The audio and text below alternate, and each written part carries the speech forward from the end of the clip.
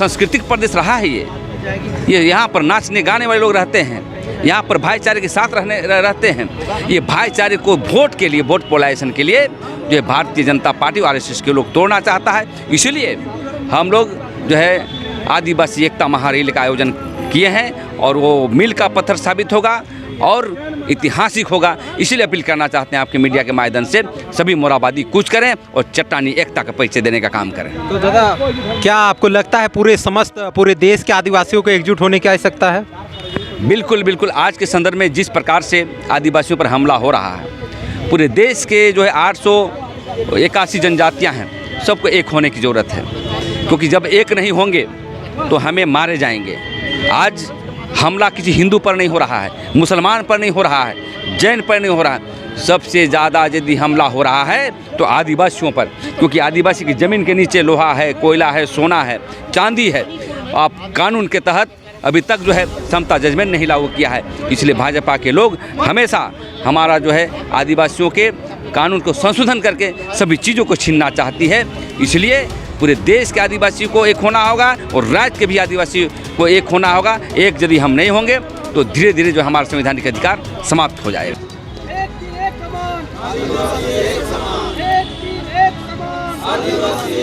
आदिवासी एकता जिंदाबाद जिंदाबाद जिंदाबाद। आदिवासी को अधिकार को छीनना बंद करो, बंद करो, बंद करो। आदिवासी विरोधी होश में आओ, होश में आओ, होश में आओ। आदिवासी जिंदाबाद। जय झारखंड, जय झारखंड, जय झारखंड, जय झारखंड।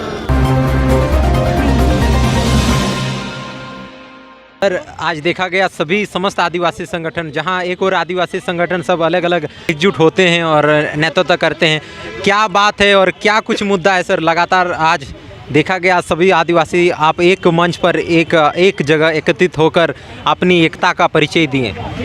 देखिए, आज हम लोग संवाददाता सम्मेलन था आदिवासियों के विभिन्न संगठनों के द्वारा, और ये सम्मेलन इसलिए आहूत किया गया था कि हम लोग 4 फरवरी 2024 को पूरे मोराबादी मैदान में हम लोग आदिवासी एकता महारैली है, और हम वही अपील करने के लिए आए थे। हम लोग सभी संगठन के लोग बैठ कर के बात करने के लिए आए थे कि वो रैली एक ऐतिहासिक होगा और आदिवासी एकता का बल मिलेगा, क्योंकि कुछ पार्टियां, कुछ संगठन हम आदिवासी एकता को तोड़ना चाहती है, क्योंकि वही लोग डीलिस्टिंग की बात कर रहे हैं जो CNT एक्ट की लड़ाई में कभी आगे नहीं आए। वही लोग बात करते हैं डीलिस्टिंग की जो कभी 5वीं अनुसूची की बात नहीं करते हैं। वही लोग जो है विरोध करते हैं जो कभी यहाँ आदिवासी मूलवासियों की एकता की बात नहीं करते हैं। इसलिए हम कहना चाहते हैं कि जो भी हमारे गांव में आदिवासियों के मांझी परगनित महल हो, चाहे पहाड़ा समिति हो, डोकलो शोहर हो, जो भी जातियाँ जो धार्मिक संगठन है, उनसे अपील करना चाहते हैं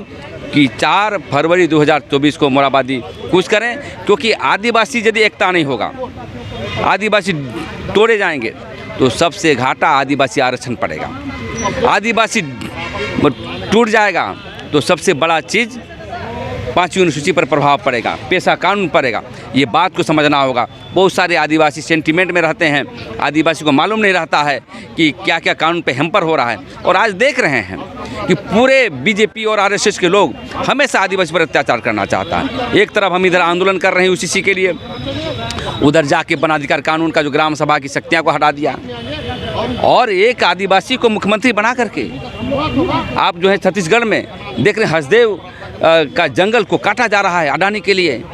तो ये बहुत बड़ा जो है आदिवासियों पर हमला हो रहा है, और इसलिए झारखंड की परंपरा रही है एकता, अखंडता, सांस्कृतिक प्रदेश रहा है ये यहाँ पर नाचने गाने वाले लोग रहते हैं, यहाँ पर भाईचारे के साथ रहते हैं।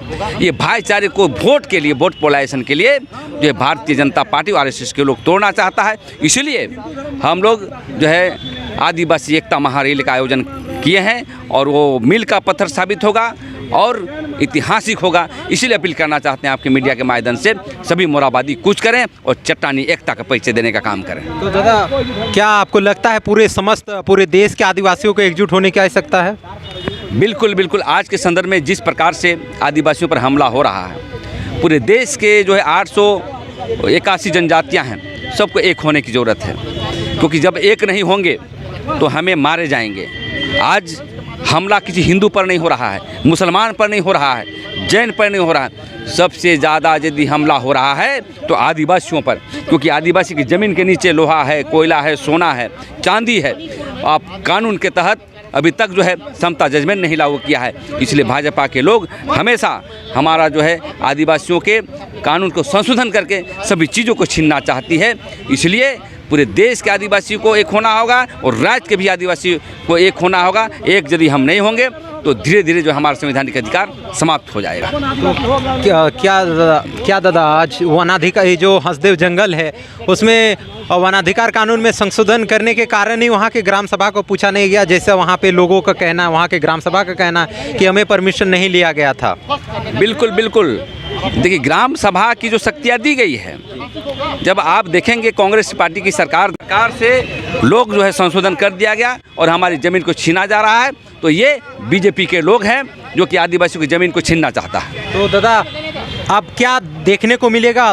पेशा एक्ट, स्थानीय नियोजन नीति, ये सभी मांगे जो प्रशस्त हो जाएगी, यानी मांगे क्लियर हो जाएगी, क्योंकि अब आप लोग एकजुट होकर इस मांगों को रखेंगे। देखिए एकजुट तो हैं हम आदिवासी, लेकिन पेशा कानून हो चाहे 5वीं अनुसूची के अंतर्गत दिए गए संवैधानिक अधिकार के लिए राजनीतिक ताकत की ज़रूरत है। आने वाला समय में हम अपील करना चाहेंगे जितने भी हमारे आदिवासी समाज के लोग हैं, एकताबद्ध तरीके से एक राजनीतिक पार्टी का निर्माण करना होगा या लाइक माइंडेड पार्टी को समर्थन करना होगा जो हमारी आदिवासी हितों के लिए बात करता है। तभी हमारी शक्ति और ताकत जीवित रहेगा। अन्यथा रोज़ पूरे देश में आदिवासियों को समाप्त करने का एक षड्यंत्र चल रहा है और षड्यंत्र के खिलाफ हम आदिवासी एकता के साथ हम लोग अभी खड़ा हैं और जो 4 फरवरी 2024 को ये पूरा देखने को मिलेगा। बिल्कुल बिल्कुल, देखिए लोकतंत्र में वोट का बहुत महत्व होता है और ये सब डी लिस्टिंग है, आदिवासी को तोड़क तक जो कर रहे हैं, ये हम समझते वोट के लिए किया जा रहा है। इसलिए हम आदिवासी समाज से भी अपील करना चाहते हैं,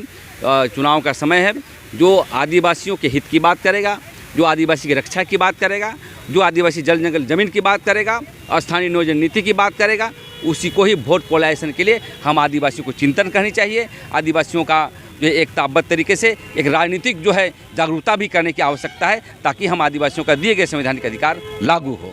धन्यवाद सर। Thank you.